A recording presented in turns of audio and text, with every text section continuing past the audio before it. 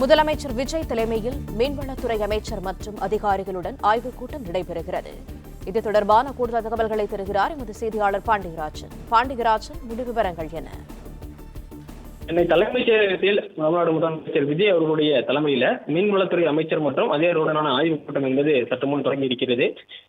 மீனவர்களுக்காக செயல்பட வேண்டிய நடவடிக்கைகள் என்ன, அவர்களுடைய பாதுகாப்பை உறுதிப்படுத்துவது குறித்தெல்லாம் இந்த ஆலோசனை கூட்டத்தில் பேசப்பட இருப்பதாக சொல்லப்பட்டிருக்கிறது.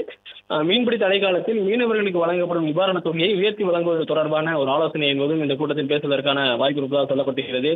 அதே போல பதிவு செய்யப்பட்ட மீனவர்களுக்கான விபத்து காப்பீடு மற்றும் கடலில் ஏற்படும் விபத்துகளில் மீட்பு பணியில் ஈடுபட கடல் ஆம்புலன்ஸ்களை பயன்படுத்துவது குறித்தும் ஆலோசிக்க இருப்பதாக தகவல் சொல்லப்பட்டிருக்கிறது. மீனவர்களுக்கான எரிபொருள் மானியம் வழங்குவது தொடர்பாகவும் காணாமல் போன மீனவர்களுக்கான குடும்ப நிதியை வழங்குவதற்கான காலவரம்பை குறைப்பது தொடர்பாகவும் பேசப்படுகிறது. இதற்கு முன் இருப்பதை பொறுத்த வரைக்கும் கடலில் மீன்பிடிக்க சென்ற மீனவர்கள் காணாமல் போய் கிட்டத்தட்ட 5 ஆண்டுகளுக்கு மேலாக ஆன பிறகுதான் அவர் இறந்ததாக கருதப்பட்டு அவர்களுக்கான அந்த குடும்ப நல நிதி என்பது வழங்கப்பட்டது. அதற்கான கால வரம்பை குறைப்பது தொடர்பாக பேச வாய்ப்பு இருப்பதாக சொல்லப்பட்டிருக்கிறது. மீனவர்களுடைய பாதுகாப்பு, கடல்சார் பொருட்கள் விற்பனை நிலையம், கடல் பாசி பூங்கா, மீன்பிடி துறைமுகங்கள் மேம்பாடு தொடர்பாகவும் இந்த ஆலோசனை கூட்டத்தில் முதலமைச்சரிடம் துறை சார்ந்த அதிகாரிகள் பேச இருப்பதாக சொல்லப்பட்டிருக்கிறது.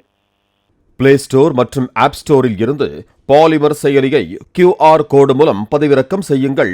செய்திகளை உடனுக்குடன் பெறுங்கள்.